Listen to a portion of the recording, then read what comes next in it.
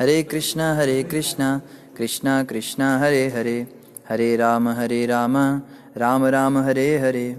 हरे कृष्णा। आप सभी भक्तों का हार्दिक स्वागत है श्रीमद् भागवतम की इस कक्षा में। स्वागतम सुस्वागतम। और हम चर्चा कर रहे हैं श्रीमद् भागवतम तृतीय स्कंद अध्याय 29 के ऊपर। तो जल्दी से हम रिकैप करते हैं, कल हमने क्या पढ़ा था। कल हम पढ़ रहे थे कि भक्त जो है वो अलग अलग अपनी वृत्ति के अनुसार अलग अलग प्रकार से भक्ति करता है। जैसे तमोगुणी भक्ति, रजोगुणी भक्ति, सतोगुणी भक्ति के बारे में हमने जाना। उसके बाद में कपिल भगवान कहते हैं कि समस्त पदार्थ से श्रेष्ठ जीवात्माएं होती हैं। फिर जीवात्माओं में भी अलग अलग कोटियां बताई, जिसमें चेतना नहीं है उससे श्रेष्ठ चेतना वाले होते हैं। चेतना वालों से श्रेष्ठ फिर वो होते हैं जिनके घ्राणेन्द्रिय विकसित होती है, फिर जो सूंघ सकते हैं, स्वाद ले सकते हैं, ऐसे लोग। फिर सबसे श्रेष्ठ मनुष्यों को बताया। मनुष्यों में भी वो श्रेष्ठ हैं जो वर्णाश्रम धर्म मानते हैं। वर्णाश्रम में भी ब्राह्मण श्रेष्ठ हैं। ब्राह्मणों में भी जो वेद पढ़ने वाले हैं, वेद पढ़ने वाले ब्राह्मणों में भी जो उसको समझे हैं। फिर समझने वालों में से जो अप्लाई करते हैं। फिर अप्लाई करने वालों में भी जो उसमें सिद्ध हो गए हैं। सिद्धों में भी जो है शुद्ध भक्त भगवान का, ये सबसे श्रेष्ठ है। कल कपिल भगवान ने बताया कि ये सबसे ज़्यादा जो है केवल शुद्ध भक्त ही सर्वश्रेष्ठ है। इस पूरे संसार में जो भगवान का निष्काम भक्त है वही सर्वश्रेष्ठ है। और आगे यहाँ पे आज हम इसी श्रृंखला में पढ़ेंगे श्रीमद् भागवतम तृतीय स्कंद अध्याय 29 श्लोक संख्या 33 से हम प्रारंभ करेंगे। यहाँ बताया जा रहा है, अतः मुझे उस व्यक्ति से बड़ा कोई नहीं दिखता जो मेरे अतिरिक्त कोई अन्य रुचि नहीं रखता, जो अनवरत मुझे ही अपने समस्त कर्म तथा अपना सारा जीवन सब कुछ अर्पित करता है। तो देखो, हम लोग अपने अपनी बारे में कह सकते हैं, अरे हम तो सोचते हैं सबसे बड़ी भक्त तो वही है जो घर में रहकर भी अपने बच्चों को पाल रही है और भक्ति भी कर रही है। कोई कहे नहीं जी, सबसे बड़ा भक्त तो वो है जिसने संन्यास ले लिया है। सबसे बड़ा भक्त तो वो है जो पूरी तरह से अपना संसार छोड़ के और जंगलों में जाके गुफाओं में रहते हैं, वो शुद्ध भक्त होते हैं। जो ड्रामा नहीं करते, संसार के आगे नहीं आते। बड़े लोग बड़ी सारी बातें करते हैं। तो देखना यह है कि मेरे हिसाब से कुछ हो सकता है, आपके हिसाब से कुछ और हो सकता है। भगवान के हिसाब से देखना है, भगवान किसको सबसे श्रेष्ठ समझते हैं। यहाँ पे बिल्कुल क्लियर इस श्लोक में भगवान बता रहे हैं।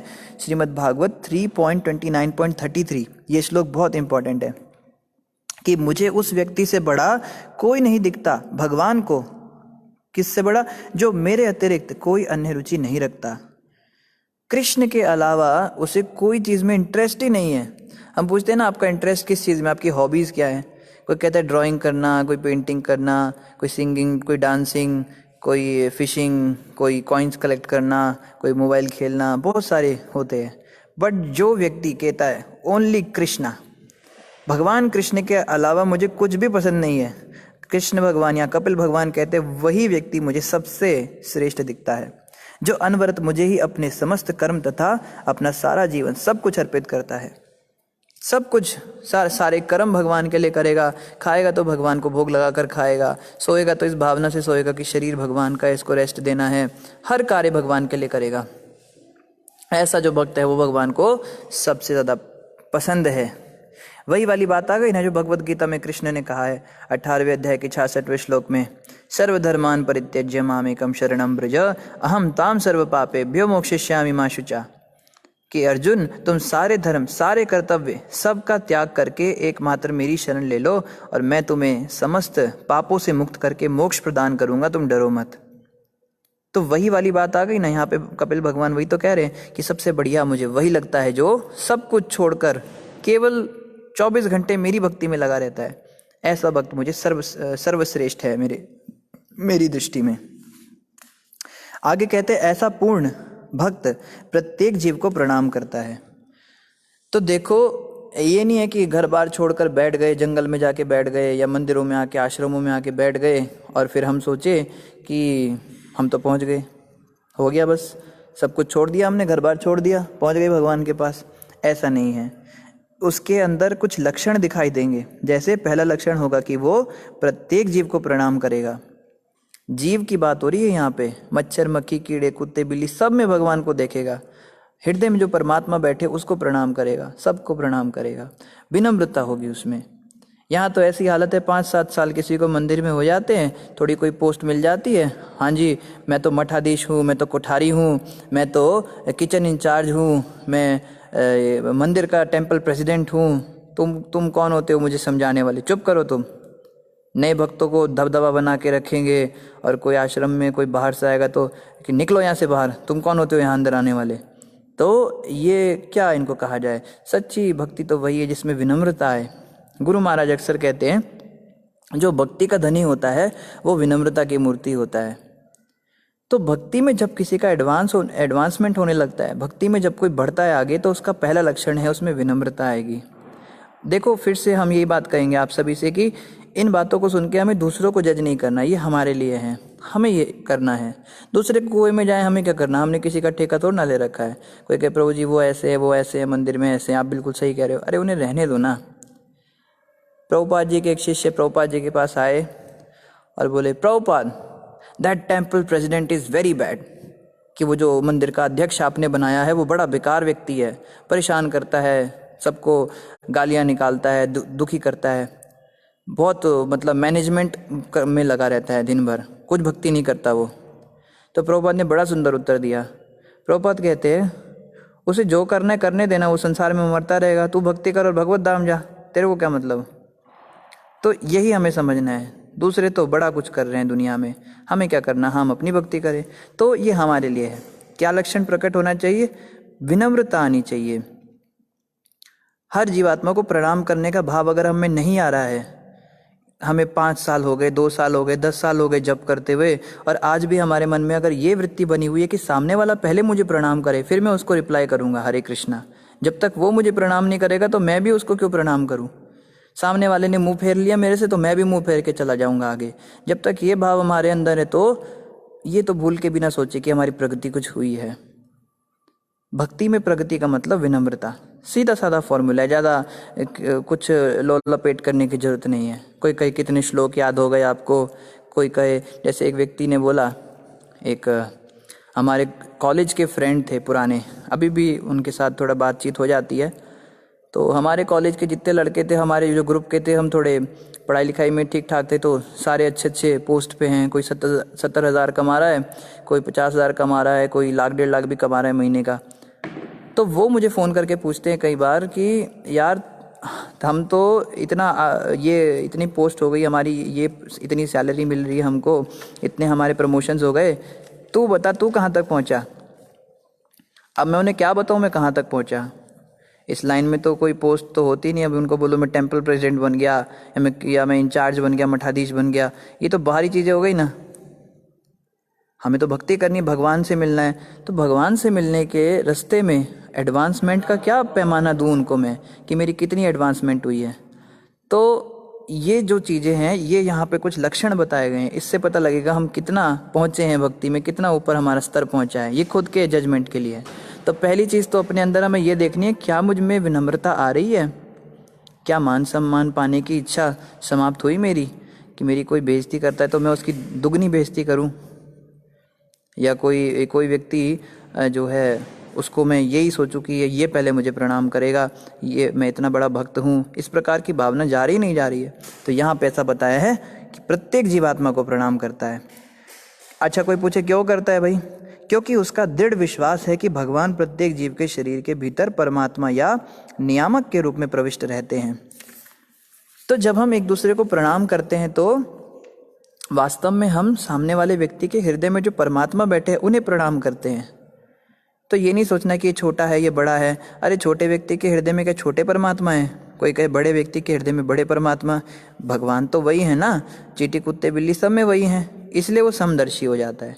उसको बड़ा छोटा कुत्ता बिल्ली तो दिखता नहीं, वो बस हृदय में जो परमात्मा दिखते हैं उनको देखते प्रणाम कर देता है। वो ये नहीं देखता कि किस शरीर में परमात्मा है, वो बस परमात्मा को सीधा प्रणाम करता है।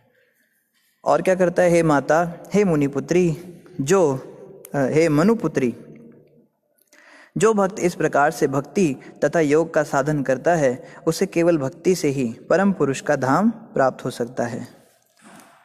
तो यहाँ पे बात समझने की है कि इस प्रकार से भक्ति तथा योग का साधन करने वाले को ही भक्ति से ही भगवान का धाम मिलेगा। तो यहाँ पे बहुत सारी बातें बताई जाएंगी अभी आगे, योगी को ऐसा करना चाहिए, वैसा करना चाहिए। तो अगर हम खाली यही चीज़ें करते रहे, जैसे आगे बताया जाएगा कि प्राणायाम चाहिए, आसन लगाना चाहिए, एकांत स्थान में जाके बैठना चाहिए, वैराग्य लाना चाहिए मन में, ब्रह्मचर्य का पालन करना चाहिए। तो ये सारी जो बातें हैं ये हमें समझना है कि ये सब करने से हमें भगवान का धाम नहीं मिलेगा। भगवान का धाम तो भक्ति से ही मिलेगा, लेकिन ये सब चीज़ें सहायक बनेंगी। अगर हम ब्रह्मचर्य का पालन करते हैं तो भक्ति में वो सहायता करता है हमको। अगर हम थोड़ा वैराग्य रखते हैं जीवन में तो वो हमारा सहायता करता है। अगर हम कम खाते हैं, कम सोते हैं, तो ये सब करने से क्या होगा, ये सब करने से भगवान तो नहीं मिलेंगे, लेकिन भक्ति में सहायक होंगे ये सब अंग। इनका पालन करने से हमारी भक्ति और अच्छी बढ़ेगी। जैसे हम देखते केमिस्ट्री में हम पढ़ते हैं कि जब हम कोई रिएक्शन का रेट फास्ट करना चाहते हैं तो उसके अंदर हम एक कुछ डाल देते हैं, उसको कैटलिस्ट कहते हैं। तो कैटलिस्ट डालने से क्या होता है, रिएक्शन का रेट फास्ट करता है। और कैटलिस्ट का काम क्या होता है, वो रिएक्शन को फास्ट करके फिर वापस निकल जाता है, वो उसमें इंडल्ज नहीं होता। तो अब कैटलिस्ट जो है खाली उसको डाल दोगे आप अगर कंटेनर में तो कोई रिएक्शन नहीं होगी। मेन रिएक्शन तो जिनकी होनी है उसी से होगी, मगर कैटलिस्ट है बस खाली उसका रिएक्शन का रेट फास्ट हो जाता है। इसी प्रकार से क्या होता है, भगवान तो भक्ति से ही मिलेंगे, इसमें कोई दोहराया नहीं है। नाम जप से ही मिलेंगे, महामंत्र का जाप करने से ही मिलेंगे, लेकिन ये सारी चीज़ें सहायक होंगी। इसलिए पहले ही कपिल भगवान ने बता दिया, माते मैं आपको आगे बहुत सारी बातें बताऊंगा, लेकिन आपको उनमें फंस नहीं जाना कि उनको करने के चक्कर में आप भक्ति छोड़ दो। जैसे एक भक्त को हमने कहा, प्रभु जी, वो कहता है प्रभु जी मैं सुबह उठ नहीं पाता, 4 बजे नहीं उठ पाता, मेरी माला लेट होती है, रात तक भी मेरी माला नहीं हो पाती। तो हमने कहा तुम्हें कुछ प्राणायाम बताएंगे हम, उसका पालन करने से तुम्हारी सुबह आँख खुल जाएगी। तो उस भक्त ने क्या किया, प्राणायाम किया, योग किया, योगा आसन वगैरह लगाए, तो उसकी सुबह नींद खुलने लगी। अब वो इतने बुद्धिमान निकले, सुबह तो नींद खुल जाती थी पर भक्ति नहीं करते थे। सुबह उठ के न्यूज़पेपर पढ़ रहे हैं, मॉर्निंग वॉक जा रहे हैं, जॉगिंग कर रहे हैं, कहते प्रभु जी बहुत अच्छी चीज़ बताई आपने, अब योगा प्राणायाम करके मेरा पूरा दिन बढ़िया जाता है, पर माला अभी भी रात को ही होती है। तो उसको बोलो भाई, जिस कार्य के लिए तेरे को दिया था वो सब तू उसी को नहीं कर पाया। तो कहने का मतलब ये सब जो चीज़ें हैं, ये सब को करके भगवान नहीं मिलेंगे। भगवान तो मिलेंगे जब इन सब का प्रयोग हम भक्ति में करेंगे। तो आप सभी से प्रार्थना है, अभी थोड़ा ना यहाँ पे नेट की प्रॉब्लम हो रही है, इंटरनेट आता जाता रहेगा, आप सब थोड़ा धैर्य बनाए रखिएगा, बीच बीच में अगर सिग्नल चला जाए तो। अभी कुछ दिन तक ऐसे चलेगा, यहाँ पे कुछ समस्या हो रही है। बहरहाल, तो आगे यहाँ पे कहा जा रहा है, वह पुरुष जिस तक प्रत्येक जीव को पहुंचना है उस भगवान का शाश्वत रूप है जो ब्रह्म तथा परमात्मा कहलाता है। वह प्रधान दिव्य पुरुष है और उसके कार्यकलाप आध्यात्मिक हैं। तो कोई प्रश्न कर सकता है कि कहाँ जाना है हमें, कहाँ चले जाएंगे। जैसे इस्लाम के अंदर कहते हैं कि आप जन्नत में जाएंगे और वहाँ अल्लाह आपको जम पिलाएगा, अपने हाथों से आपको शराब पिलाएगा, 72 हूरे देगा। तो कोई पूछ सकता है भाई किसके पास जा रहे, कौन है वो, कैसा दिखता है, क्या उसका नाम है, क्या कपड़े पहनता है। या क्रिश्चियनिटी में जाओगे तो बोलेंगे आपको पैराडाइज मिलेगा, आपको हेवन मिलेगा, वहाँ एंजल्स होंगे और आपको गॉड मिलेंगे, या कोई कई ईश्वर मिलेंगे, निराकार होगा, साकार होगा। कौन है, किसके पास जाना है। ठीक है, भक्ति करनी है, इबादत करनी है, प्रेयर्स करनी है, पर जाना कहाँ है उसकी भी तो कुछ बताओ ना। तो उसके विषय में क्लियर डेफिनेशन हमें कहीं नहीं मिलती। क्रिश्चियनिटी में भी कोई खास क्लियर डेफिनेशन नहीं है। वो कहते हैं कुछ निराकार सा है, कुछ साउंड वाइब्रेशंस हैं, भगवान गॉड इज़ लाइट है, कोई प्रकाश का पुंज है, उसे हम गॉड कहते हैं। या अल्लाह जो है वो भी निराकार है, अल्लाहू अकबर है तो वो बड़ा महान, लेकिन वो भी क्या है, वो भी निराकार, कुछ आवाज़ का वो बोलता है पर तुम समझ नहीं पाओगे, ऐसे ऐसे करके टाल देते हैं। लेकिन यहाँ श्रीमद् भागवत में और भगवत गीता में बिल्कुल मतलब आप सोच नहीं सकते कितना ज़्यादा डिटेल में बताया। भगवान का नाम ये है, भगवान के साथ गौएं होती हैं और राधा रानी होती हैं और वो ऐसी ऐसी लीलाएं करते हैं, इस रंग के कपड़े पहनते हैं। अब देखो ना, आप जो लोग कहते हैं कि आप लोग झूठ बोलते हो, हिंदू धर्म वाले लोग, आप ऐसे ही बताते हो भगवान तो वास्तव में निराकार है, आप कैसे कह सकते हो ऐसा है। तो हम यही जवाब देते हैं, भाई तुम्हारे पास कोई दूसरा जवाब हो तो दे दो। कहते हैं हमारे पास कोई जवाब नहीं है, हम तो बस उसको निराकार ही समझ सकते हैं, वो कैसा दिखता है हमें पता नहीं। तो भाई अगर तुम्हें पता नहीं तो जो हम कह रहे हैं उसको मानो, सीधा सा फॉर्मूला है। या तो हमारी बात मानो, नहीं तो अपना बताओ फिर तुम्हारे पास क्या, और शास्त्र प्रमाण से बात करो, ऐसा नहीं अपने मनगढ़ंत बातें बोलो। हमारे पास तो वेद व्यास जी का ज्वलंत उदाहरण है। और कोई ये ना सोचे कि शास्त्र मनगढ़ंत है, भागवत के अंदर ऐसी लिख दिया, पीली धोती पहनता है, पता लगा ऊपर जाके वो तो कुछ चोगा डाल के बैठा है या कुछ और तरह का कंसेप्शन है। तो ऐसा नहीं है। अगर श्रीमद् भागवतम के अंदर जो डिस्क्रिप्शन दिया है भगवान का वो गलत होता, तो मीरा जी को वैसा ही दर्शन कैसे हुआ भगवान का, पीली धोती में वेणु बजाते हुए। तुकाराम जी को भी सेम टू सेम वही दर्शन हुआ। इवन नरसिंह मेहता जी को भी सेम टू सेम वही दर्शन हुआ। चैतन्य महाप्रभु ने भी सेम वही दर्शन किया। सारे जितने बड़े बड़े भक्त हुए, संत हुए, हजारों हैं। सकुबाई है और कितने सारे भक्त हैं, अब कितना नाम लें आपके आगे। नामदेव जी हैं और धन्ना जाट जी हैं। सबको सेम टू सेम वही दर्शन क्यों हुए? पीली धोती, नीला रंग और बांसुरी और मुकुट, किरीटी, कुंडल। इसका मतलब इतने सारे लोग तो चलो मान लो कोई आपको कि उनको भ्रम हो गया होगा, किसी ने सपना देखा होगा, सब कुछ बिल्कुल सेम टू सेम सपना कैसे देख सकते हैं? तो इसका मतलब शास्त्रों में हमारे पास जो इन्फॉर्मेशन है वो बिल्कुल प्रामाणिक है और उसको कई सारे संत आकर वेरीफाई भी कर चुके हैं। तो इसलिए हमारे सनातन धर्म में जो शास्त्र है उसमें इतना डिटेल में जो भगवान के बारे में बताया है, ये बिल्कुल सही बताया हुआ है। आपके पास उसकी नॉलेज नहीं है तो फिर हम क्या कर सकते हैं? मानो हमारी बात को। और आगे क्या कह रहे हैं? विभिन्न भौतिक रूपांतरों को उत्पन्न करने वाला काल भगवान का ही एक अन्य स्वरूप है। जो व्यक्ति यह नहीं जानता कि काल तथा भगवान एक ही हैं, वह काल से भयभीत रहता है। तो यहाँ कहा जा रहा है कि हम सब काल से बहुत डरते हैं। हमें डर लगता है हाय मृत्यु हो जाएगी, काल के गाल में हमारी छाल हो जाएगी, आप सबके पीछे काल खड़ा है ना। हम डरते हैं ना, काल मतलब मृत्यु। तो यहाँ पे कपिल भगवान कह रहे हैं, अरे कौन है ये काल?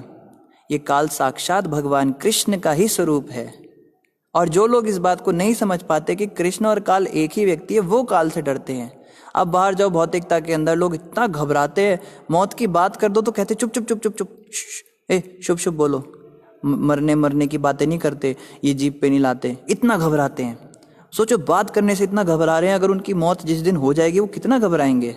इसलिए कई लोग बड़े घबराहट में प्राण त्यागते हैं, बड़ा आंखें फट जाती हैं और चीखे मारते हैं और टट्टी पेशाब निकल जाता है, बहुत बुरी तरह उनकी मृत्यु होती है। तो मृत्यु से हम लोग इतना घबराते हैं। इवन मैं भी घबराता हूँ, आप भी घबराते हैं, सब घबराते हैं। मर जाएंगे तो क्या होगा, सब खत्म हो जाएगा क्या, दर्द होगा क्या, 10,000 बिच्छू एक साथ डंक मारेंगे ऐसा दर्द होगा, कफ वात पित्त इकट्ठे हो जाएंगे, यम के दूत आएंगे सामने लेने के लिए, कितना घबराते हैं। लेकिन कपिल भगवान कह रहे पता है क्या? काल से डरने की जरूरत नहीं, क्योंकि वो कृष्ण ही तो है। जो भक्त बन जाएगा ना, उसके सामने वो कृष्ण के रूप में आएंगे, और जो भक्त नहीं बनेगा, नास्तिक बना रहेगा, उसके सामने वो काल का रूप ले लेंगे। व्यक्ति वही हैं। जैसे प्रभुपाद जी बहुत ही सुंदर उदाहरण देते हैं। बिल्ली है, बिल्ली अपने मुंह में अपना बच्चा लेकर घूमती है। बिल्ली के हाथ तो होते नहीं, अपने बच्चे को इधर से उधर ले जाना हो तो उसकी गर्दन को मुंह में पकड़ती है और इधर से उधर ले जाती है। तो जब बिल्ली अपने बच्चे को पकड़ती है तो बच्चा एकदम अपने शरीर को ढीला छोड़ देता है और बिल्ली उसको आराम से ले जाती है। पर क्या बिल्ली के बच्चे को डर लगता है कि मेरी माँ मुझे खा जाएगी? उल्टा उसको लगता है मैं अपनी माँ के मुंह में बिल्कुल सुरक्षित हूँ। और वही बिल्ली के मुंह में जब चूहा होता है तो चूहा जो है साक्षात काल के स्वरूप में उनका दर्शन करता है, उसी बिल्ली का जिसको बिलौटा माँ के रूप में दर्शन कर रहा था। तो अब बिल्ली के मुंह में जब चूहा है तो इसका मतलब महाकाल, काल का स्वरूप है, और जब उसका बच्चा है तो वो माँ है। इसी प्रकार से जब भक्तों की मृत्यु होती है तो वही काल कृष्ण के रूप में, श्याम सुंदर रूप में आते हैं। जैसे एक भक्त ने बड़ी सुंदर प्रार्थना भी की है, महाराज इसको गाते हैं। इतना तो करना स्वामी जब प्राण तन से निकले, गोविंद नाम लेकर मेरे प्राण तन से निकले। उसमें फिर आगे बहुत सुंदर वो बताते हैं, सिर पर सोहना मुकुट हो, माथे पे काली लट हो, यही ध्यान मेरे घट हो, जब प्राण तन से निकले, गोविंद नाम लेकर मेरे प्राण तन से निकले। आना अवश्य आना, राधा को साथ लाना, आके दर्श दिखाना, जब प्राण तन से निकले। जब कंठ प्राण आए, कोई रोग ना सताए, यम दर्श ना दिखाए, जब प्राण तन से निकले। गोविंद नाम लेकर मेरे प्राण तन से निकले। तो बहुत ही सुंदर ये प्रार्थना गा रहे हैं, कह रहे हैं प्रभु जब मेरे शरीर से प्राण छूटेंगे ना, तो आप मेरे सामने जरूर आना। सिर पे सोहना मुकुट हो, माथे पे काली लट हो, यही ध्यान मेरे घट हो। फिर कहते हैं जब कंठ प्राण आए तो कोई रोग ना सताए और यम दर्श ना दिखाए। मुझे काल के स्वरूप में आप मत आना मेरे सामने आप श्याम सुंदर के स्वरूप में ही आना। भक्ति तो ऐसी प्रार्थना कर सकता है। जो भगवान का भक्त नहीं है उसके सामने तो भगवान काल के रूप में ही आएंगे ना, यमदूतों के रूप में आएंगे। तो यही बात यहाँ कपिल भगवान कह रहे हैं कि जो भगवान की भक्ति करता है वो निश्चिंत हो जाता है कि कम से कम प्रभु जो हैं वो काल के रूप में तो नहीं आएंगे मेरे सामने, वो बस खाली श्याम सुंदर रूप में आएंगे। और आगे कह रहे हैं समस्त यज्ञों के भोक्ता भगवान विष्णु काल स्वरूप हैं तथा समस्त स्वामियों के स्वामी हैं। वे प्रत्येक के हृदय में प्रविष्ट करने वाले हैं, वे सबके आश्रय हैं और प्रत्येक जीव का दूसरा जीव के द्वारा संहार कराने का कारण हैं। तो भगवत गीता में भी कृष्ण भगवान कहते हैं कालोस्मि, मैं महाकाल, मैं ही काल हूँ। जिसको लोग काल कह के डरते हैं ना, जिससे, वो काल मैं ही हूँ। एक धर्म गुरु हैं, वो कहते हैं ये देखो यहाँ पे कह रहे हैं कि मैं काल हूँ, तो वो कहता है गीता काल ने लिखी है, किसी महाकाल ने गीता लिखी है। अरे तुम्हारी बात ठीक है, महाकाल नहीं लिखी है, लेकिन महाकाल कृष्ण का ही दूसरा नाम है। हम अगर ये कहें कि कृष्ण ने गीता लिखी तो कहते नहीं, कृष्ण ने नहीं लिखी, काल ने गीता लिखी है, महाकाल ने गीता लिखी है। अब उसको कोई जाके बताए कि अगर कोई बच्चा है, उसको घर में उसकी माँ चिंटू बुलाती है और स्कूल के अंदर उसका नाम चिंतामणि है, तो अगर टीचर कहे कि चिंतामणि फेल हो गया और माँ कहे नहीं चिंतामणि फेल हुआ है, चिंटू फेल नहीं हुआ है, तो ये तो पागलपन है ना। टीचर कहेगी चिंटू फेल हो गया आप, नहीं चिंटू फेल नहीं हुआ, चिंतामणि फेल हुआ है। अरे महाकाल ने लिखी है, ब्रह्म ने लिखी है, या निराकार परमात्मा ने लिखी है गीता, सब कृष्ण का ही तो अलग अलग नाम है। अरे अगर हम कह रहे कृष्ण ने लिखी है तो फिर तुम मना क्यों करते हो इस बात से? ये बात इन लोगों को समझ में नहीं आती कि ओरिजिनल फॉर्म तो कृष्ण ही है ना उनका। तो खैर यहाँ पे आगे ये भी कहा जा रहा है कि समस्त यज्ञों के भोक्ता भगवान विष्णु काल स्वरूप हैं। काल और कोई नहीं है, स्वयं कृष्ण, स्वयं विष्णु ही हैं तथा समस्त स्वामियों के स्वामी हैं। इस बात में कोई संशय नहीं रहना चाहिए। देखिए जो इतने समय से प्रवचन सुन रहे, कथा सुन रहे, उनके मन में अभी भी अगर संशय बना हुआ है कि विष्णु सबसे बड़े नहीं हैं, शायद शिव जी उनसे बड़े हैं, शायद देवी माता उनसे बड़ी हैं, शायद गणेश जी बड़े हैं, तो ये चीज़ जो है हमें समझनी है।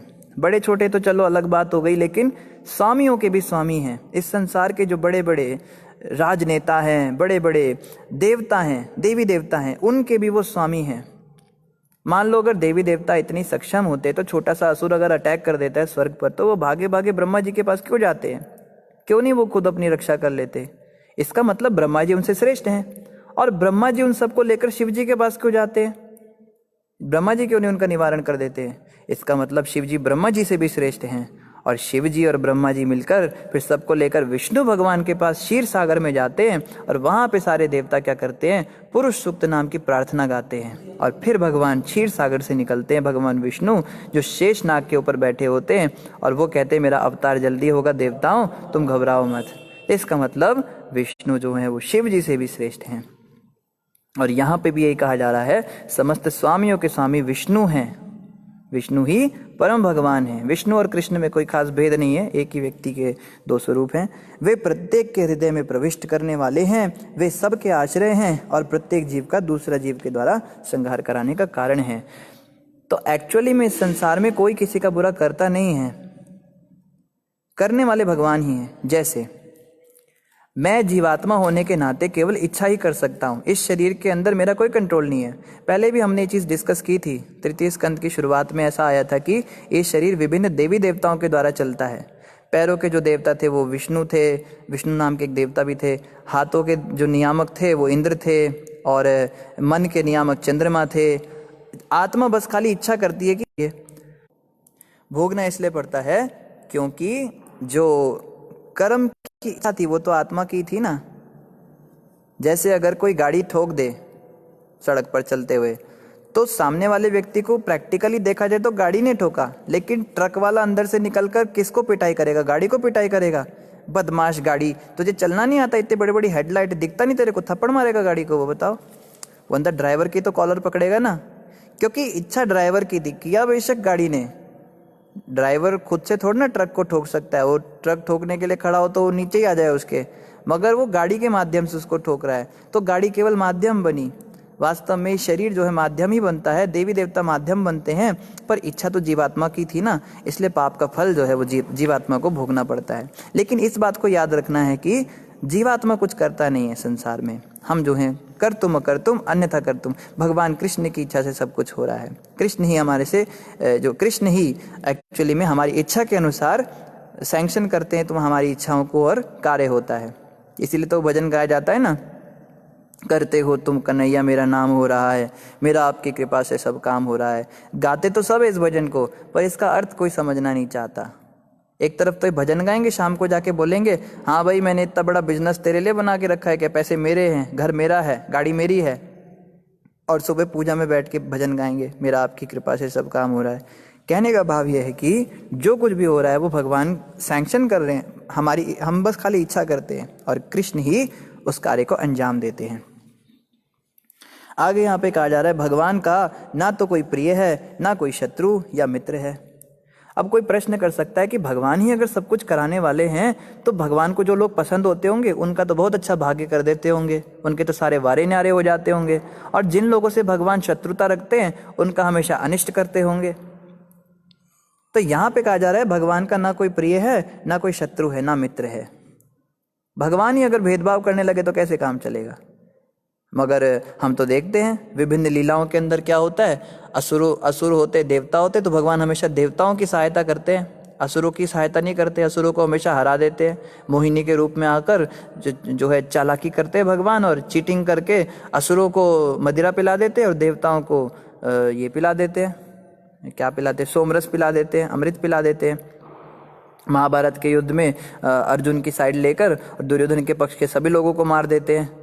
तो हम तो देखते हैं भगवान पक्षपात करते हैं, पर यहाँ का कोई शत्रु मित्र तो होता नहीं। तो देखो क्या कहा गया है, किंतु जो उन्हें भूला नहीं है, जो उन्हें भूले नहीं हैं, उन्हें वे प्रणाम प्रदान करते हैं, और जो उन्हें भूल चुके हैं उनका क्षय करते हैं। ये बात समझने की है, कृष्ण पक्षपात नहीं करते। जैसे हम पहले भी कई बार सुन चुके हैं, एक माँ है, ठीक है, एक माँ जा रही है रास्ते पे, बहुत समझने वाली उदाहरण है ये बहुत इंपॉर्टेंट है। इस तरह के प्रश्न लोग आपसे आके करेंगे, आप जितने भी सुन रहे हैं, ये बातें खाली केवल सुनकर, और ऐसा नहीं कि बस बहुत अच्छा लगा, बहुत मजा आया, सुन लिए। इनको सीखना है कि कल को कोई व्यक्ति आके प्रश्न करेगा कि भगवान तो केवल कुछ लोगों का साथ देते हैं, हमारा तो आज तक कुछ अच्छा किया नहीं। तो देखो क्या इसके पीछे रहस्य है। वो स्त्री जा रही है, उसके 2 बच्चे हैं, एक बच्चा उसका छोटा 2 साल का है, उसको उसने गोद में ले रखा है, दूसरा बच्चा उसका 10 साल का है, उसको उंगली पकड़ा रखी है, चल रही है। अब देखने में क्या लग रहा है, जो बच्चा छोटा है उसको वो स्त्री ज़्यादा प्यार करती है, इसलिए उसको गोद में उठा रखा है। 10 साल वाला बच्चा जो है वो उससे इतना प्यार नहीं करती, इसलिए उसको चला रही है, नहीं तो उसको भी गोद में उठाती। तो क्या ऐसा होता है क्या? कोई दुनिया की ऐसी माँ है जो बच्चों में भेदभाव करती है? कोई भी माँ हो, उसे अपने सारे बच्चे एक जैसे होते प्यारे। लेकिन जो बच्चा 2 साल का है वो माँ पे निर्भर है, अगर उसको छोड़ देगी तो वो जमीन पे ही पड़ा रह जाएगा, वो चल ही नहीं पाएगा। तो कृष्ण कहते हैं मैं ना किसी का शत्रु हूँ ना मित्र हूँ, लेकिन जो मेरे भक्त होते हैं ना वो मेरे पे निर्भर हो जाते हैं, वो मेरी कृपा के ऊपर आश्रित रहते हैं। अगर मैं उन पे कृपा नहीं करूँगा तो वो बैठे रहेंगे, उन्हें दुनिया पत्थर मारती रहेगी, वो उठेंगे भी नहीं अपनी रक्षा करने के लिए। तो कृष्ण कहते हैं जो मुझे समर्पण कर देते हैं, समर्पित भक्त जो होते हैं, जो अपना आत्मसमर्पण मुझे कर देते हैं, उनकी मुझे रक्षा करनी पड़ती है, मेरी मजबूरी हो जाती है। जैसे उस माँ की मजबूरी उस बच्चे को उठाना पड़ेगा। पर इसका ये मतलब नहीं कि कृष्ण पक्षपात करते हैं, ये कृष्ण का कर्तव्य है। अगर हम किसी व्यक्ति को समर्पण करते हैं तो उसका कर्तव्य होता है हमारी सहायता करना, हमारा संरक्षण करना। तो इसलिए हम देखते हैं कि भक्तों पे प्रभु भगवान जो है विशेष रूप से दयालु रहते हैं। देखो देवता जितने भी वो क्षीर सागर पे जाते हैं ना भगवान से प्रार्थना करने के लिए। कभी हमने सुना है कि कोई असुर मिलकर ब्रह्मा जी के पास गए हों कि भगवान से हमारी सहायता करवाई, और ब्रह्मा जी असुरों को लेकर खड़े हों, वो सींग वाले खड़े हैं वहाँ पे प्रार्थना कर रहे हैं प्रभु दर्शन दो? ऐसा कभी होता ही नहीं। तो जब असुर भगवान की शरण लेंगे ही नहीं तो भगवान उनको शरण देंगे कैसे? कृष्ण तैयार बैठे, कृष्ण के मन में कोई भेदभाव नहीं। अभी देखो ना, दुर्योधन भी आया और अर्जुन भी आया। महाभारत के युद्ध से पहले दोनों आए भगवान के पास में। तो दुर्योधन ने तो सेना मांग ली, अर्जुन ने कृष्ण को मांग लिया। अगर दुर्योधन ने कृष्ण को मांगा होता तो कृष्ण दुर्योधन के साथ चले जाते। कृष्ण पे भेदभाव नहीं करते, भक्त ही उन्हें उनके प्रति पूर्ण समर्पण दिखाते हैं और उनको सरेंडर कर देते हैं। इसलिए कृष्ण जो है, लगता है हमें देखने में कि कृष्ण पक्षपात कर रहे हैं, मगर वास्तव में ऐसा है नहीं। और आगे यहाँ बता रहे हैं, भगवान के ही भय से वायु बहती है, उन्हीं के भय से सूर्य चमकता है, वर्षा का देवता पानी बरसाता है, और उन्हीं के भय से नक्षत्रों का समूह चमकता है। तो वही वाली बात आ गई कि भगवान से डरते हैं सब। भय बिन होत ना प्रीत। जब तक हमारे मन में किसी के प्रति डर नहीं होता तब तक हम उससे प्रेम नहीं कर सकते।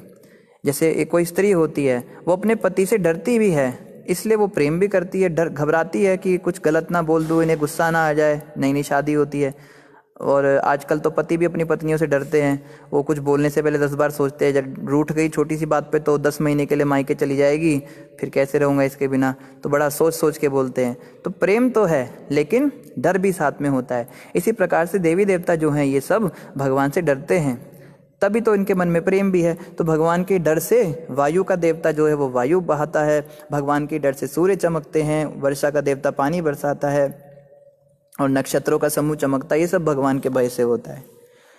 आगे कह रहे, भगवान के भय से वृक्ष, लताएं, जड़ी बूटियां तथा मौसमी पौधे और फल अपनी अपनी ऋतु में फूलते हैं और फलते हैं।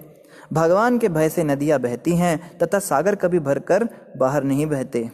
उनके ही भय से अग्नि जलती है और पृथ्वी अपने पर्वतों सहित ब्रह्मांड के जल में डूबती नहीं। देखो कितना सोचने वाली बात है। जो साइंटिस्ट लोग कहते हैं कि भगवान नाम की कोई वस्तु है ही नहीं, उनसे ये प्रश्न करो कि समुद्र में हजारों नदियां टनों के हिसाब से आती हैं, कितनी नदियां उसके अंदर पानी भरती है, उस समुद्र को भरती हैं, और कितने प्रवाह से आके भरती हैं, लेकिन समुद्र कभी भी अभी जो है सीमा नहीं लांघता। आप अगर किसी बीच पे जाएं समुद्र के अंदर, तो समुद्र जो है वो हमेशा मर्यादा में रहता है, वो मर्यादा का प्रतीक होता है। समुद्र में लहरें जरूर उठती हैं, लेकिन समुद्र अपनी सीमा लांघ के बाहर नहीं बहने लगता, उसमें बाढ़ नहीं आती, जबकि इतनी सारी नदियां उसको कंटिन्यूस भर रही हैं। तो जाके उन साइंटिस्टों के बच्चों से पूछो कि ऐसा क्यों नहीं हो रहा है, क्यों समुद्र बाहर नहीं निकल रहा है, कौन है जो उसको कंट्रोल करके रखता है? इसका कोई जवाब है उनके पास में? कोई जवाब नहीं है। कभी कभी बाढ़ आ जाती है, आजकल बाढ़ आ भी जाती है। कब आती है? जब ये साइंटिस्ट बांध बनाते, डैम बनाते, और वो डैम टूट जाता है उनका, गांव के गांव बर्बाद कर देते हैं लोग, तो इनके कारण बाढ़ आती है। लेकिन भगवान के सिस्टम में कभी कोई त्रुटि नहीं होती। और दूसरी बहुत अच्छी बात, पृथ्वी के ऊपर इतने भारी भरकम पहाड़ हैं, ग्लेशियर, बर्फ इतना भारी भारी पृथ्वी के ऊपर है, लेकिन फिर भी पृथ्वी जो है नीचे नहीं गिरती, गर्भोदक समुद्र में जाके नहीं गिरती है। क्यों नहीं गिरती भाई? ये हवा में लटकी हुई है पृथ्वी, पता है, हवा के अंदर तैर रही है। और देखो हर बार यही होता है, 365.25 डेज ही होते हैं हर बार, हर साल में। कौन इसको मेंटेन कर रहा है? कोई तो पीछे से एनर्जी दे रहा है ना। एक पंखा भी बिना एनर्जी के नहीं चलता है, उसको इलेक्ट्रिक का करंट लगातार चाहिए, बंद कर दोगे तो बंद हो जाएगा। इनर्शिया या जो भी आप लॉ कहो, तो पृथ्वी को कौन घुमा रहा है? पृथ्वी को छोड़ो, छोटे से छोटे अणु में आ जाते हैं, एटम होता है, एटम के अंदर जो है प्रोटॉन के चारों, तो अब है छोटा सा प्रोटॉन जो है उसके चारों तरफ इलेक्ट्रॉन कैसे घूम रहा है? अगर आप कहते हो इलेक्ट्रॉन इसलिए घूम रहा है कि प्रोटॉन उसको आकर्षित कर रहा है, वो पॉजिटिव है नेगेटिव है, तो पॉजिटिव के अंदर नेगेटिव गिर क्यों नहीं गया? आकर्षित करने का मतलब अपनी तरफ खींचेगा ना, वो उतनी ही कक्षा में क्यों घूम रहा है? आप साइंटिस्ट लोग, आप SBDF पढ़ा दोगे, 2L के LMN ऑर्बिटल्स पढ़ा दोगे, ऑर्बिट्स पढ़ा दोगे कि पहली ऑर्बिट में 2 इलेक्ट्रॉन होते हैं, दूसरी ऑर्बिट में 4 होते हैं, अगली में 8 होते हैं, लेकिन आप इसका जवाब दो ना कि वो इलेक्ट्रॉन गिर क्यों नहीं गए प्रोटॉन के अंदर, अगर नेगेटिव पॉजिटिव आकर्षित करता है, और अगर आकर्षित नहीं कर रहा है तो घूम क्यों रहा है, बाहर क्यों नहीं चला गया। इन प्रश्नों का उत्तर इनके पास है ही नहीं, इसलिए इस लाइन में कभी जाते भी नहीं है। ये बड़े सोफिस्टिकेटेड तरीके से मूर्ख बनाया जा रहा है हमको, समझिए इस बात को। कृष्ण की ही शक्ति से, जैसे हमने पीछे भी पढ़ा था कि कृष्ण और काली माता दोनों मिलकर प्रत्येक अणु परमाणु के अंदर गए और उनकी शक्ति से इलेक्ट्रॉन अपनी जो कक्षा में स्थित हैं, उन्हीं की शक्ति से सूर्य के चारों तरफ जितने ये ग्रह मंडल हैं ये अपनी कक्षा में स्थित हैं, उन्हीं की शक्ति से चंद्रमा अपने समय पे घूम रहा है, उन्हीं की शक्ति से सब कुछ हो रहा है। इन प्रश्नों का उत्तर हमारे पास है, भागवतम के अंदर इसका उत्तर है। और आगे देखो क्या कह रहे कपिल भगवान। भगवान के ही नियंत्रण में अंतरिक्ष में आकाश सारे लोकों को स्थान देता है, जिनमें असंख्य जीव रहते हैं। उन्हीं के नियंत्रण में ही सकल विराट शरीर अपने सातों कोशों सहित विस्तार करता है। तो 7 भीतरी कोश होते हैं इस ब्रह्मांड के अंदर, और हर कोश जो है पिछले वाले से 10 गुना बड़ा होता है। इस पे कभी हम बाद में चर्चा करेंगे, ये तो बहुत ही जटिल टॉपिक है, पर ऊपर से हमें ये समझना है कि सब कुछ भगवान के नियंत्रण में है। Everything is being controlled. तो डार्विन की जो थ्योरी है एवरीथिंग इज बाय चांस, उनकी बाय चांस थ्योरी है। किसी ने प्रश्न किया, भाई डार्विन तू कहता है पृथ्वी जो है वो पहले एक आग का गोला थी, फिर उस पर बारिश हुई और वो आग बुझ गई और फिर धीरे धीरे उसमें बैक्टीरिया बन गए, ये सब अपने आप कैसे हो गया, आग बुझी कैसे उसकी, और पृथ्वी की आग क्यों बुझी, बाकी जो इतने सारे जो सूर्य उसकी आग क्यों नहीं बुझी। तो डार्विन ने कहा बाय चांस, अपने आप ऐसा हो गया, बाय चांस ऐसा हो गया। बहुत अच्छा, तो पृथ्वी के ऊपर पानी कैसे आ गया, आग का गोला थी तो। कहता है वो कंडेंसेशन हुआ, क्लाउड्स बने और ह्यूमिडिटी टेम्परेचर हो गया। तो कहते हैं भाई पृथ्वी पे ही क्यों हुआ, ये चंद्रमा पे क्यों नहीं हुआ। कहते हैं बाय चांस। बहुत अच्छा, पृथ्वी के ऊपर फिर जो ये बैक्टीरिया बन गए, मैटर से तुम कहते हो लाइफ आ गई, ये कैसे हुआ। वो कहते हैं वो भी बाय चांस ही हो गया होगा। हर चीज़ का उत्तर बाय चांस। कैसे आई, तो पता है उसने क्या जवाब दिया, बाय चांस। तो भैया तेरे बाय चांस थ्योरी गई भाड़ में। अब तू बाय चांस कर रहा है तो फिर तू भी बाय चांस ही पैदा हो गया होगा। तेरे माता पिता बाय चांस गलती से जो है शादी कर ली उन्होंने, गलती से तू पैदा हो गया, और तूने भी बाय चांस ही किताबें लिख डाली। तो तेरे को बाय चांस तेरे को पेंसिल मिल गई, बाय चांस तेरे को खोपड़ी खराब हो गई, बाय चांस तुझे किताब मिल गई, तूने बाय चांस लिख दिया। अरे बाय चांस कुछ होता है क्या संसार में। Every purpose under heaven has a time. बचपन में हम एक गीत गाते थे। सब कुछ जो है प्री प्लान्ड होता है। मैं अगर किसी व्यक्ति से मिल रहा हूँ तो ये मेरी इच्छा थी, पहले मैंने इच्छा की। देखो पहले इच्छा की जाती है, बाद में कार्य होता है। पहले मैं इच्छा करता हूँ कि मैंने शादी करनी है, तब मैं शादी करता हूँ। फिर माता पिता मिलकर इच्छा करते हैं कि हमें संतान उत्पत्ति करनी चाहिए, तब संतान भी घर में आ जाती है। फिर इच्छा होती है कि इसको पढ़ाना लिखाना है, तो उसकी पढ़ाई होती है। बच्चा फिर इच्छा करता है मैं डॉक्टर बनूं, इंजीनियर बनूं। अब कोई इंजीनियर घूम रहा है, उसको बोलो तू इंजीनियर कैसे बना, और वो कहे मैं तो बाय चांस बन गया, गलती से मेरे माँ बाप ने स्कूल में भेज दिया, गलती से कॉपी आ गई, गलती से। कुछ भी बाय चांस होता है क्या, पागलपन की बातें। तो खैर डार्विन को तो ज़्यादा ही बेइज्जत कर दिया आज के लिए, उसका कोटा पूरा हो गया। तो ये यहाँ पे बताया जा रहा है कि सब कुछ जो है भगवान के कंट्रोल में है, सब भगवान के नियंत्रण में है। इस संसार में जो भी घटना घटती है सब कुछ जो है भगवान के नियंत्रण में होता है। भगवान के भय से पृथ्वी के गुणों के अधिष्ठाता देवता सृष्टि, पालन तथा संहार का कार्य करते हैं। तो गुणों के अधिष्ठाता कौन है। तीन कार्य होते हैं किसी भी चीज़ के। इस संसार में जो कुछ भी है सबसे पहले उसकी सृष्टि होती है, फिर उसका पालन होता है, फिर उसका संहार हो जाता है। जैसे अगर एक घर भी है, मकान को पहले बनाया जाता है, फिर उसको मेंटेन किया जाता है, फिर समय आने पर उसको तोड़ दिया जाता है। या कोई भी चीज़ हो, कपड़े हैं, पहले कोई कपड़े को मैन्युफैक्चर करता है, फिर कोई उनकी टेक केयर करता है, मेंटेन करता है, फिर उनको नष्ट कर दिया जाता है। हर वस्तु, शरीर भी ऐसा ही है। शरीर की पहले सृष्टि होती है, फिर मेंटेन होता है, फिर उसको नष्ट कर दिया जाता है। तो यहाँ बताया जा रहा है मुख्य रूप से 3 देवता इस कार्य में संलग्न होते हैं। सृष्टि के लिए जो है वो ब्रह्मा जी उत्तरदायी होते हैं, पालन के लिए विष्णु जी उत्तरदायी होते हैं, और संहार के लिए शिव जी, रुद्र, ये उत्तरदायी होते हैं। तो यहाँ बताया जा रहा है कि ये तीनों भी भगवान कृष्ण के भय से कार्य करते हैं। इस भौतिक जगत की प्रत्येक निर्जीव तथा सजीव वस्तु उनके ही अधीन है। सब कुछ कृष्ण के कंट्रोल में है, निर्जीव भी और सजीव भी। सजीव मतलब लिविंग थिंग्स और निर्जीव मतलब नॉन लिविंग थिंग्स। जैसे पंखे, गलीचे, कपड़े, ये सब नॉन लिविंग थिंग्स होते हैं। और लिविंग थिंग्स मतलब कुत्ते, बिल्ली, मनुष्य, ये लोग सब लिविंग थिंग्स होते हैं। तो दोनों ही प्रकार के जो जितने भी जीव हैं सब भगवान कृष्ण के नियंत्रण में हैं। कोई व्यक्ति सोचता है कि हम आज़ाद हैं।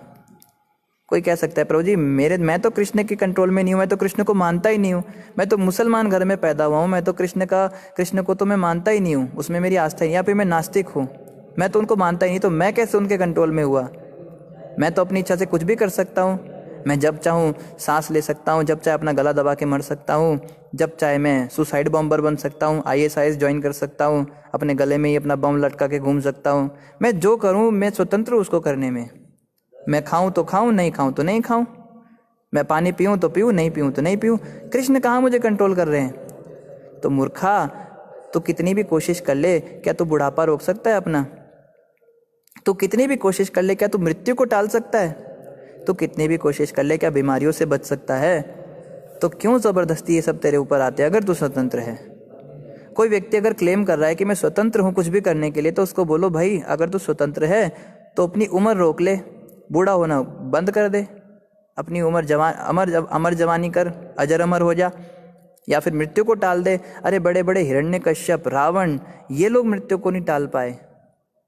रावण कहता था कि काल जो है रावण के बिस्तर से बांध रखा था। रावण इतना बदमाश था, काल को उसने अपने बिस्तर से बांध रखा था। नवग्रह जो थे वो उसके बिस्तर के नीचे पड़े रहते थे, उन पे पैर रख के चलता था रावण।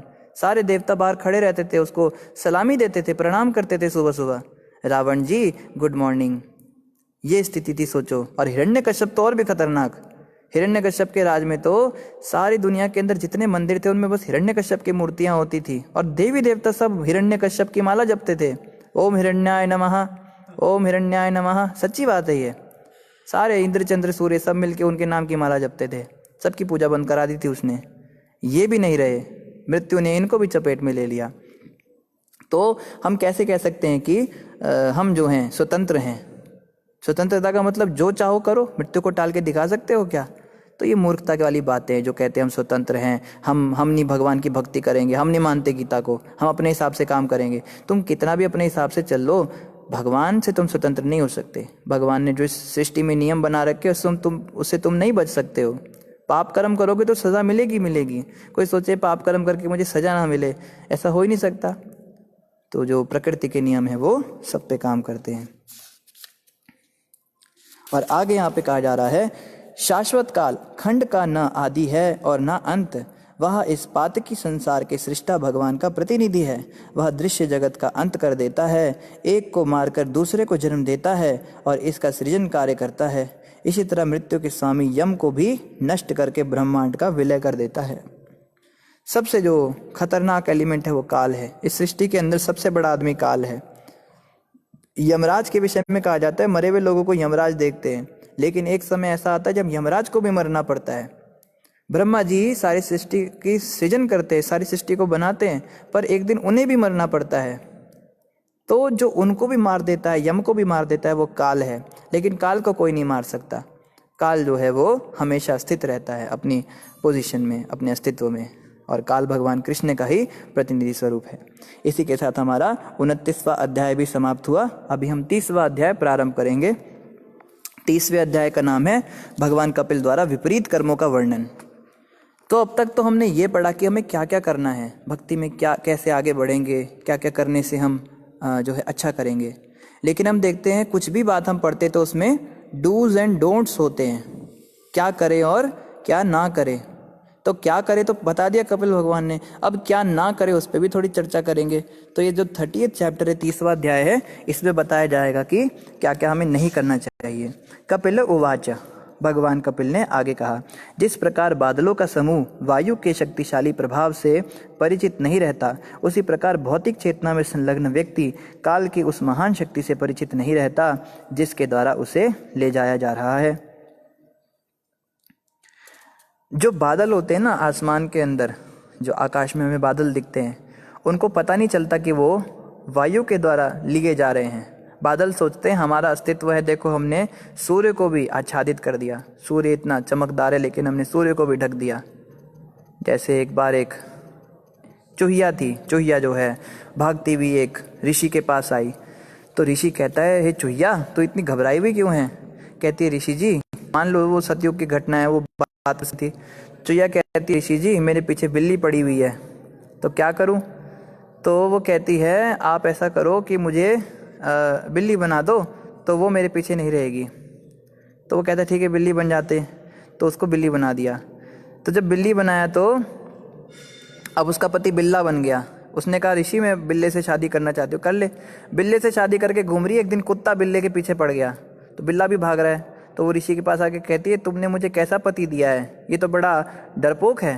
कि क्या हुआ? कुत्ता पीछे भागा तो डर गया, मुझे कुतिया बना दो, है मेरा कुत्ता पति होगा तो मैं वो ठौर तौर से चलेगा, उसके साथ मैं उसकी पत्नी बन के रहूँगी। तो ऋषि ने वैसा ही किया। अब कुत्ता भी जब शेर आया तो कुत्ता भी भाग गया दुम दबा के। बिल्ली कहती है, ये तो आपने गड़बड़ कर दी ऋषि, कैसा पति दिया है मुझे, ये भी डरपोक निकला, मुझे शेर बना दो। तो जब शेर बनाया तो एक मनुष्य आया और उसको जो है वो शेर के पीछे भागने लगा। कुछ उसने मशीन, कुछ तीर वगैरह ले रखे थे, शेर समझ गया मुझे मारने के लिए आ रहा है, उनका झुंड आ गया। कहती है, तुमने ऋषि फिर से गड़बड़ कर दी। कहते, बस तेरा यही काम है, बार बार अपने खसा में बदलती रहती है, अब कौन चाहिए तुझे? कहती है, मुझे आप ऐसा करो, सबसे अच्छा मुझे लगता है मनुष्य बना दो, मुझे एक स्त्री बना दो और एक पुरुष से मैं शादी करूँगी। तो उसको स्त्री बना दिया और एक पुरुष से उसने शादी करी। जब उसने पुरुष से शादी करी तो फिर क्या हुआ, वो पुरुष कहीं जा रहा था तो रास्ते में जो है उसको बड़ी गर्मी लगने लगी, धूप लगने लगी। तो वो भी परेशान होकर बेहाल हो गया, मरने जैसी हालत हो गई, पानी के लिए मरा मरा फिर रहा है। तो वो जाके स्त्री कहती ऋषि को, सूर्य ने तो इसको भी हरा दिया, मुझे ऐसा करो आप मुझे सूर्य की रश्मि बना दो, सनलाइट बना दो, मैं सूर्य से शादी करूँगी। तो मुनि ने ऐसा ही किया। जब सूर्य से शादी हो गई तो बादल आ गया, बादल ने सूर्य को भी ढक दिया। तो कहती है, सूर्य भी बेकार है, आपने कैसा पति दिया, मुझे ऐसा करो मुझे बादल की बादली बना दो, बादल के साथ रहूँगी। बादल को फिर हवा ने उड़ा दिया। फिर कहता है, वायु को मेरा पति बना दो, मैं हवा बन जाऊंगी। फिर वायु जो है वो पहाड़ को नहीं हिला पाई, पहाड़ स्थिर रहा, कितनी तेज हवा चल रही थी। कहती है, पहाड़ तो वायु से भी शक्तिशाली है। फिर पहाड़ बन गई। फिर देखा पहाड़ के अंदर भी चूहे ने बिल बना दिया। तो वापस आके कहती है, आप मुझे चूहिया ही बना दो, सबसे तो ज़्यादा शक्तिशाली चूहा ही है जिसने पहाड़ में भी बिल बना दिया, जिसको हवा भी नहीं हिला पाई। तो वापस जो है सब +1 -1 मल्टीप्लाई 1 डिवाइड 1 0 पे आ गई बेचारी वो।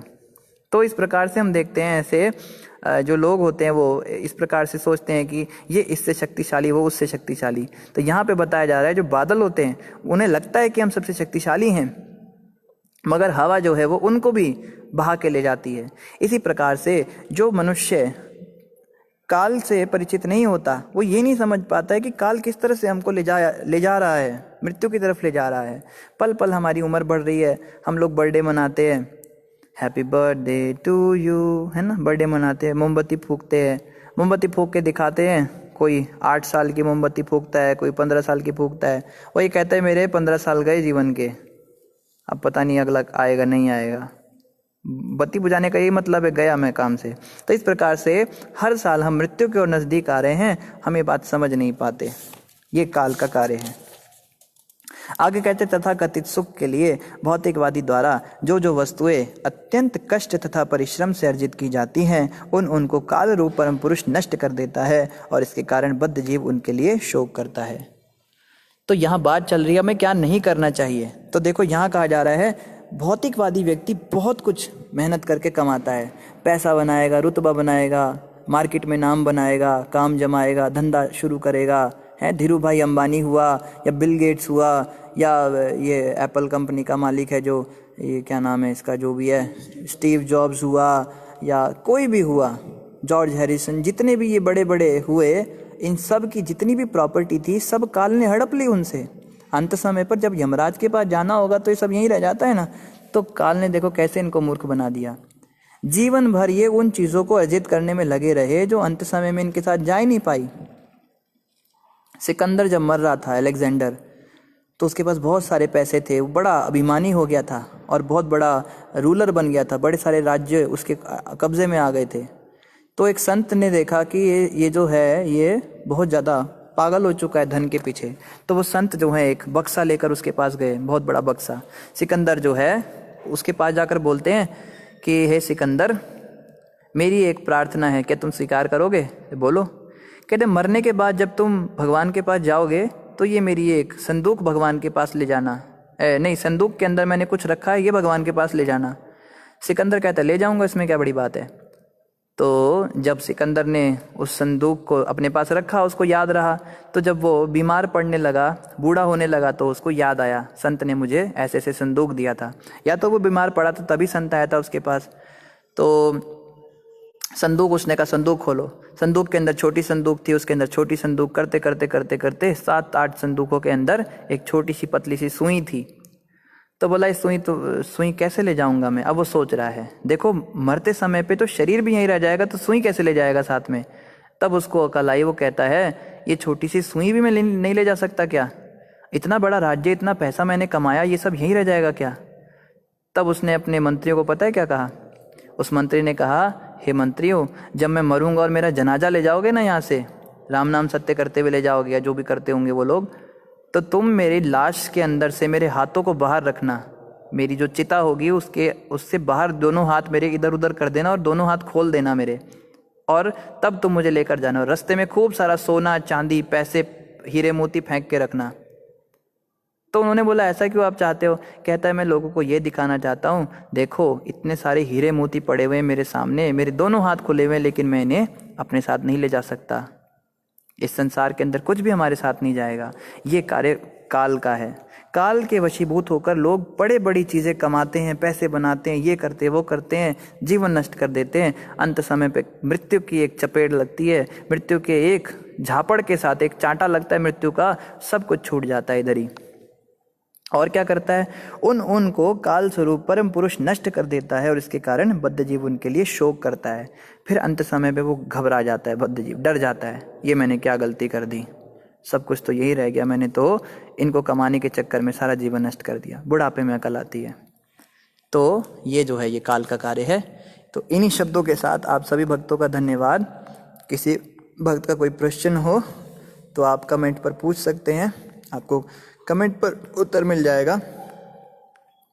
तो आज जो है शिवांगी माता ने ही प्रश्न किया, बेचारी माता ही प्रश्न करती है और सब तो सिद्ध पुरुष हो गए।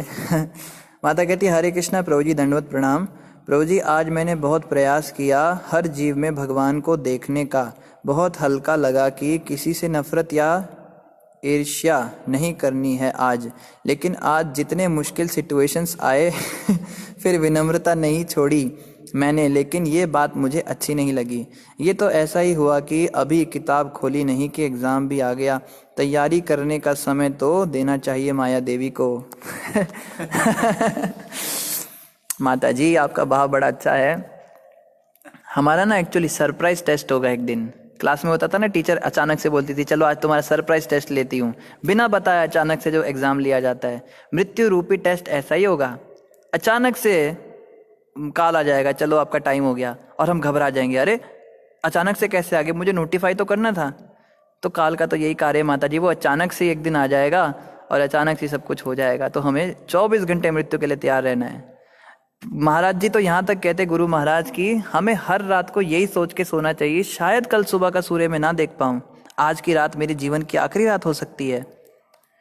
श्रीपाद आइंद्र प्रभु का मैं कोटेशन पढ़ रहा था। आइंद्र प्रभु कहते हैं, जब हम माला करने बैठते हैं तो हम ये सोचें, हालांकि इसका पालन मैं भी ठीक से अभी नहीं कर पाता हूँ, बट मैं आपको बस बता रहा हूँ कि उन्होंने ऐसा कहा था, जब भी हम जप करने बैठते हैं तो हम हर माला को यही सोच के करें कि शायद इसके बाद अगली माला में कर ही नहीं पाऊंगा, मेरे प्राण निकल जाएंगे। तो कितनी कातरता से हम माला करेंगे। उसमें भी जो 16वीं माला होगी उसको तो ये सोच के करना है, बस ये आखिरी मौका है मेरे पास, ये माला करने के बाद मैं मर जाऊंगा, कल का तो सूरज देखना ही नहीं मैंने।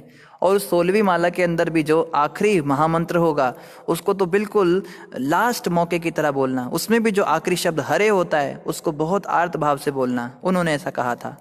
तो हम तो पहले से ही डिसाइड करके बैठे हैं, इतने सालों से तो मरे नहीं, कल भी जिंदा रहेंगे, परसों भी जिंदा रहेंगे, हम थोड़ा ना अचानक से मर जाएंगे। पर कुछ पता है क्या, जो भी मरते सब अचानक से ही तो मरते हैं।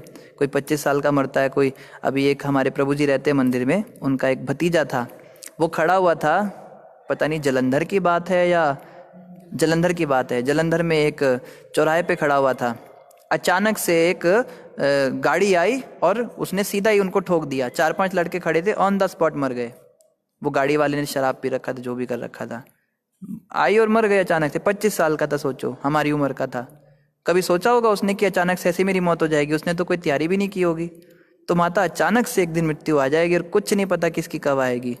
इसलिए हमें यही सोचना है कि बस अभी तुरंत मुझे रेडी रहना है, हर रोज़ रेडी रहना है। जो टीचर सरप्राइज टेस्ट लेती है उसके बच्चे हमेशा रेडी रहते हैं कि टीचर कभी भी टेस्ट ले लेगी। तो यही प्रयास करना है हमें कि हम आज ही अपने अंदर ये गुण ला दे। ज़्यादा समय हमारे पास है नहीं, तो सबके अंदर तो भगवान को देख नहीं सकते हम लोग। कोशिश करें कि कम से कम मनुष्यों में तो हम ईर्ष्या भाव से तो ऊपर उठना पड़ेगा। जिसको भक्त बनना है उसको ईर्ष्या द्वेष से ऊपर उठना ही पड़ेगा, इसके अलावा कोई कारण नहीं। मैं आज ही इंद्रनुज प्रभु जी से बात कर रहा था इस विषय पर। प्रभु जी ने यही कहा कि इन चीज़ों से ऊपर उठना पड़ेगा। जब तक हम किसी भी जीवात्मा के प्रति द्वेष भाव रखेंगे तब तक हम भगवान के पसंद नहीं बनेंगे, भगवान हमें पसंद नहीं करेंगे। तो ईर्ष्या द्वेष से तो उठना ही पड़ेगा, इसके अलावा कोई रास्ता नहीं है। ठीक है जी। कविता माता बाय चांस के लिए हंस रही है। क्या करें माता, बाय चांस ही सारे काम हो जाते हैं। वैकुंठ प्रभु ने ग्रुप का लिंक डाल दिया है। आप में से जो भक्त ग्रुप में एडिड नहीं है कृपया करके ग्रुप में ऐड हो जाइए। और वैकुंठ प्रभु ने महाराज जी के आज के प्रवचन का भी लिंक डाल दिया है। आप सभी महाराज जी का प्रवचन भी अवश्य सुने। इन्हीं शब्दों के साथ सभी का धन्यवाद। बोलो ग्रंथराज श्रीमद् भागवतम महापुराण की जय, जगत गुरु श्रील प्रभुपाद की जय, गौर भक्त वृंद की जय। हरे कृष्ण।